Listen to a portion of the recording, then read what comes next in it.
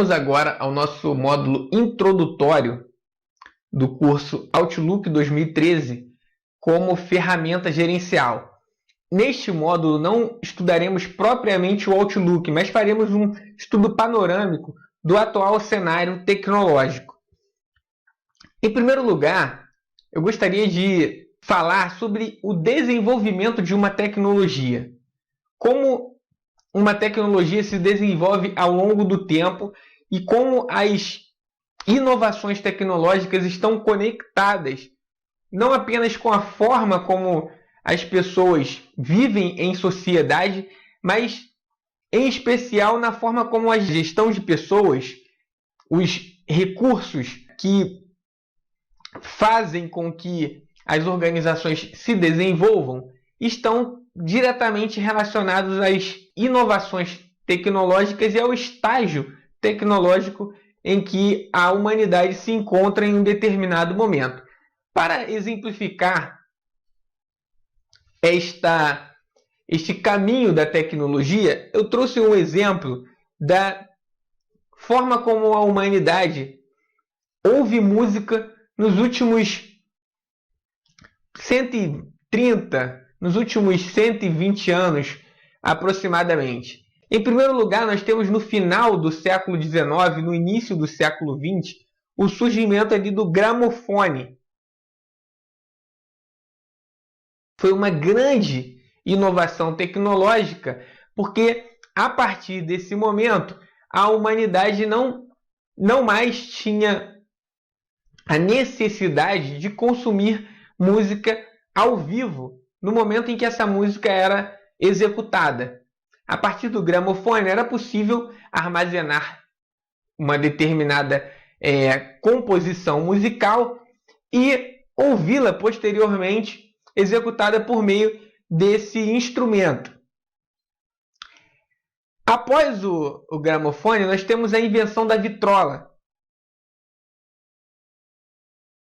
E a vitrola populariza a utilização, ou talvez populariza o consumo de música no início do século XX. Em seguida, a vitrola, nós temos uma inovação também bastante importante, que é justamente o surgimento do rádio. Durante muito tempo, antes do advento da televisão, o rádio foi o principal meio de comunicação e também o principal veículo utilizado por muitas pessoas para consumir música.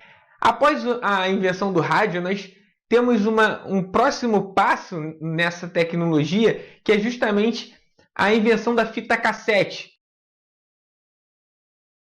A fita cassete tinha praticamente o mesmo objetivo que o disco de vinil, porém com uma funcionalidade de ser, porém com a possibilidade de armazenar uma quantidade maior de músicas, de conteúdo musical, uma possibilidade de ser rebobinada automaticamente pelos rádios que já traziam essa funcionalidade. Então já é uma evolução dentro dessa mesma tecnologia. Em seguida, já no final do século XX, nós tivemos o surgimento do disco compacto, ou CD. Essa tecnologia, na mesma linha do disco de vinil, permitia o armazenamento de música, porém com uma qualidade digital, uma qualidade muito superior àquela em que essas músicas eram armazenadas nos discos de vinil. Mais adiante, caminhando nessa mesma tecnologia relacionada ao consumo de mídia musical, nós temos a popularização da música por meio do computador. Nos anos 2000, 2003, mais ou menos, aqui no Brasil, nós estávamos numa era tecnológica em que era possível copiar música de um computador para um pendrive ou talvez um CD de MP3 e essas músicas eram compartilhadas dessa forma. Logo em seguida surge o iPod, o primeiro grande produto da Apple que vai se popularizar em nível mundial, transforma toda essa indústria de consumo de conteúdo musical.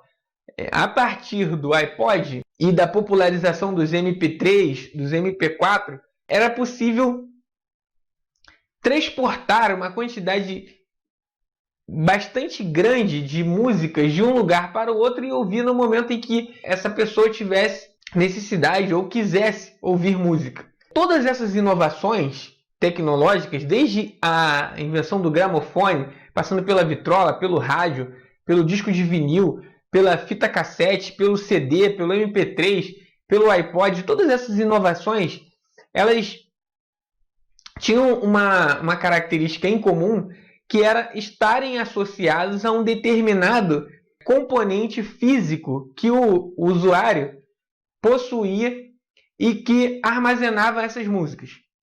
O atual paradigma tecnológico é o paradigma do streaming. É um paradigma em que, com um celular, um smartphone, ou até mesmo no computador, qualquer pessoa pode ouvir praticamente qualquer música, e essas músicas estão armazenadas em servidores que nós não sabemos onde eles estão localizados. No entanto, essas músicas estão disponíveis a qualquer tempo, desde que tenhamos uma conexão com a internet, poderemos ouvir qualquer música, praticamente de qualquer cantor, em qualquer lugar do mundo, através dos serviços de streaming.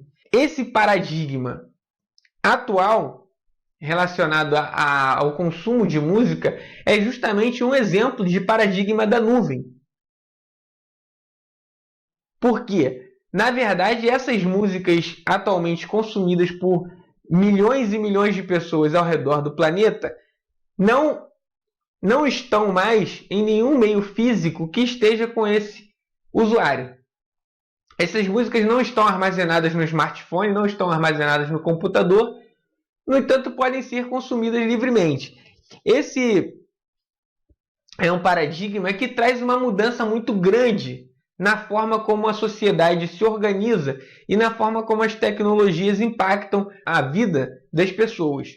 Considerando então esse caminho, essa evolução da tecnologia em uma determinada área da vida em sociedade, eu exemplifiquei com o caso da música, mas poderia falar de diversas outras tecnologias, por exemplo, no setor de veículos automotores, até mesmo nos equipamentos que guarnecem os escritórios. Poderíamos falar de várias outras tecnologias, mas nesse momento que eu quero enfatizar é que há uma relação bastante clara, ou uma relação bastante direta entre o modelo tecnológico ou o estágio tecnológico e os modelos de gestão. Nós podemos identificar 3 grandes ondas de renovação tecnológicas. A primeira, que iria até os anos 1750, do final da Idade Média até os anos 1750, nós temos a Revolução Agrícola. É um período em que inovações tecnológicas relacionadas à agricultura possibilitaram um excedente de produção que levou a um aumento populacional, especialmente na Europa. Essa revolução agrícola impulsiona e, de certa forma, dá início à segunda onda de renovação tecnológica, que é justamente a Revolução Industrial. Começa aí por volta de 1750 e perdura até os anos 1970. A partir dos anos 1970 em diante, nós entramos numa era tecnológica conhecida como Era da Informação. Essa é a era em que nós nos encontramos atualmente. E quando nós olhamos para os modelos de gestão, até os anos 1920, nós temos o modelo da era de produção em massa.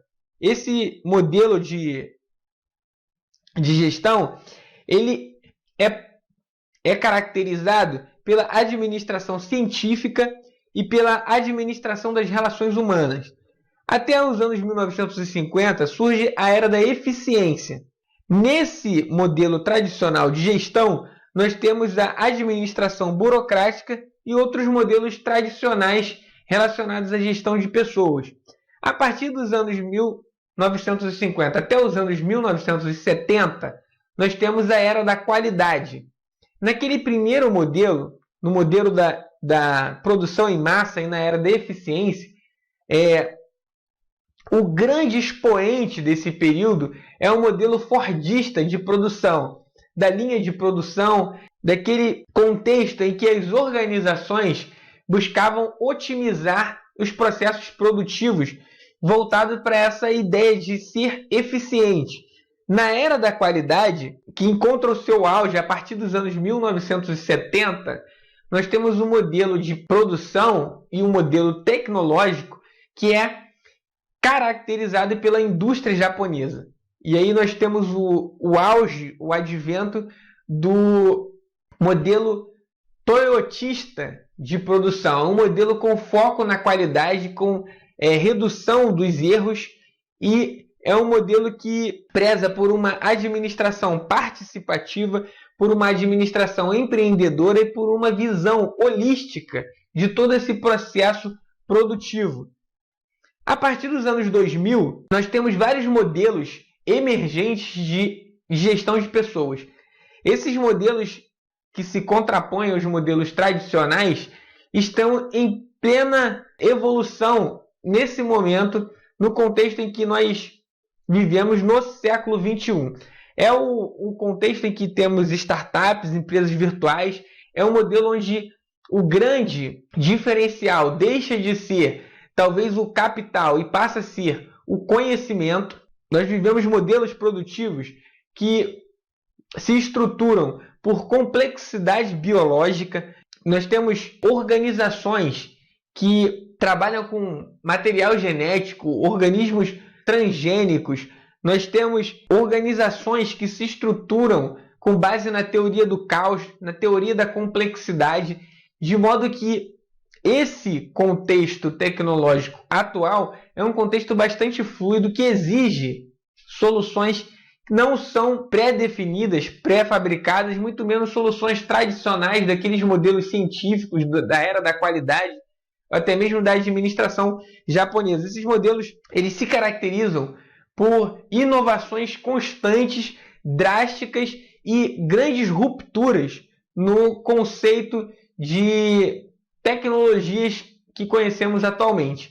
Poderíamos citar diversos exemplos, como a Uber, como o iPhone, poderíamos citar exemplos como o Android, várias outras tecnologias. Por exemplo, no setor bancário, atualmente passamos por uma disrupção bastante grande e que ainda não sabemos exatamente para onde estamos caminhando, mas já podemos vislumbrar criptomoedas, a existência de bancos virtuais, a existência de contratos eletrônicos e várias outras tecnologias que estão associadas a esse novo paradigma.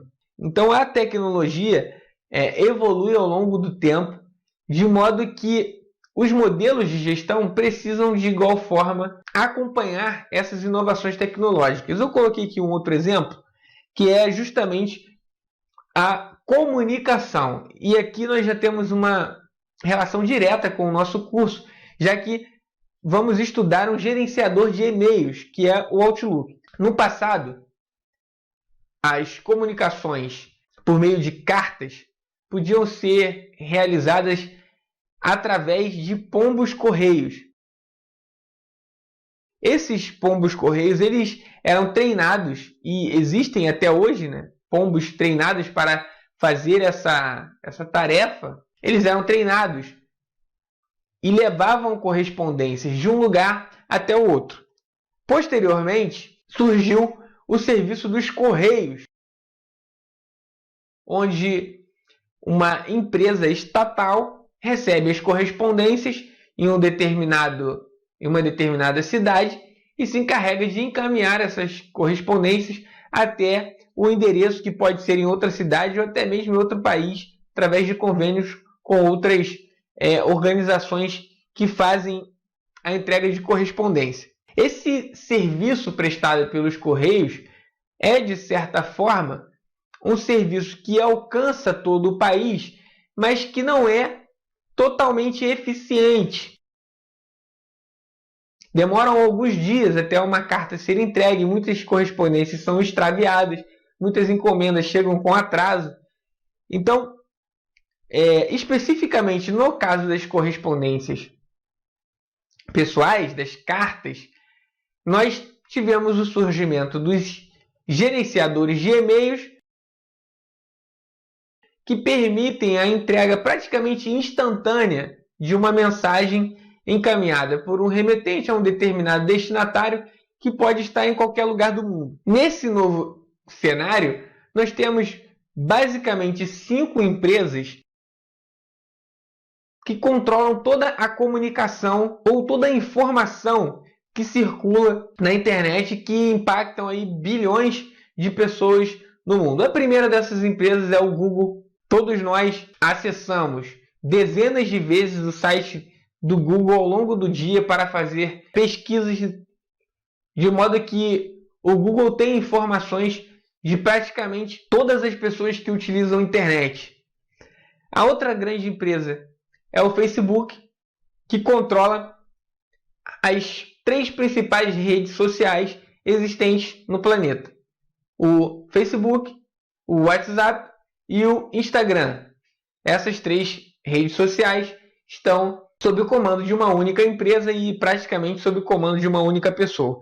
Em seguida, nós temos a Apple, que é talvez uma empresa de tecnologia que vende um objeto de desejo de pessoas no mundo todo e tem um padrão ou possui um status de produzir equipamentos eletrônicos de tecnologia avançada que são desejados por grande parte das pessoas em todo o mundo. Temos também a Amazon, que de uma simples livraria virtual se converteu numa mega empresa de vendas online global.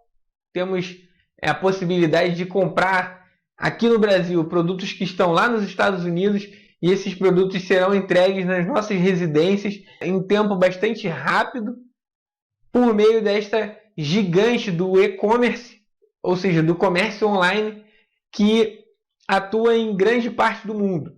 Por fim, a Microsoft, que é a empresa que revolucionou o acesso ao computador ao criar o sistema operacional Windows, que popularizou o acesso à internet, o acesso aos computadores, o acesso aos programas de escritório da Microsoft e o acesso à informação em praticamente todos os países através do seu sistema operacional Windows. A Justiça Federal não fica de fora desses paradigmas tecnológicos. Nós podemos exemplificar aqui no ano 2009, uma vara típica possuía muitas estantes e muitos processos de papel espalhados por praticamente todos os espaços disponíveis nessa vara.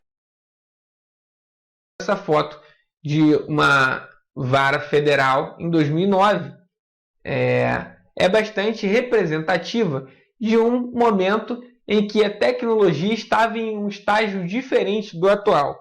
Atualmente nós temos o sistema processual EPROC. Todos os processos são eletrônicos, digitais, se encontram armazenados em servidores, de modo que não há necessidade de estantes de processos de papel. A tramitação eletrônica é muito mais rápida e as decisões conseguem ser executadas com maior presteza, maior celeridade a partir de um sistema totalmente online.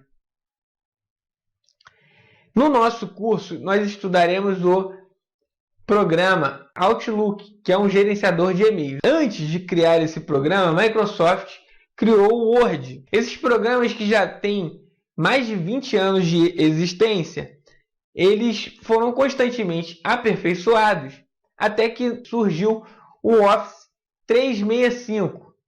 Esse Office 365 ele deixa o paradigma cliente, ou seja, deixa de ser um programa que está instalado no computador do cliente e passa a ser um programa que está nos servidores da Microsoft em algum lugar do mundo, disponível a qualquer instante para qualquer pessoa em qualquer lugar do mundo. Um usuário do Office 365 não tem necessidade de ter esse programa instalado no seu computador.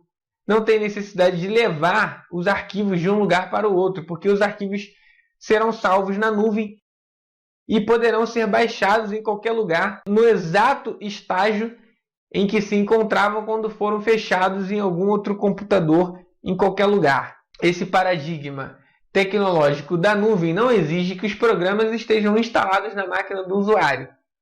Em qualquer lugar, a partir de qualquer terminal conectado à internet, o usuário terá acesso aos seus programas, aos seus arquivos. O Office 365 integra de forma bastante abrangente todos os programas do pacote Office, todos os programas da Microsoft, ao gerenciador de e-mail e também ao Skype for Business, que é justamente um elemento de comunicação utilizado pelas organizações corporativas. Dentro desse contexto de comunicação, temos o nosso Outlook, que é justamente um gerenciador de e-mails que não apenas serve para enviar e receber e-mails. O Outlook pode ser utilizado para armazenar compromissos no calendário, armazenar eventos, marcar reuniões, agendar reuniões online.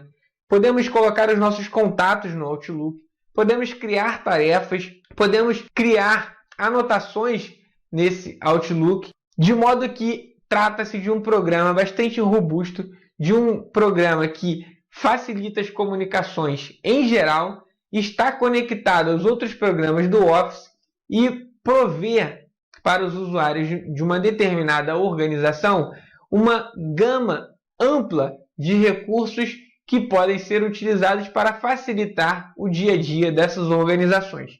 O objetivo maior dessa tecnologia baseada na nuvem é que as informações não sejam perdidas. As informações ficam armazenadas em servidores que se encontram disponíveis 24 horas por dia, 7 dias por semana, todos os dias do ano. Já utilizamos essa tecnologia nos nossos celulares. As nossas fotos estão salvas em backup em servidores que são, em tese, seguros e protegidos, onde se o nosso celular for extraviado ou de alguma forma danificado e não pudermos acessar as informações que estão salvas na memória física do aparelho, poderemos recuperar essas informações a partir dos servidores onde elas estão armazenadas. Esse conceito de tecnologia na nuvem está incorporado ao Office 2013, que também faz parte desse pacote Office 365, com a diferença de que o Office 2013 pode ser instalado na máquina do cliente, enquanto que o Office 365 é uma suíte de programas similar ao Office 2013, porém que se encontra armazenado na nuvem, podendo ser acessado de qualquer lugar, por qualquer pessoa, a qualquer momento. Nós estudaremos especificamente um dos programas que compõem esse Office 2013, que é o Outlook, nosso gerenciador de e-mails.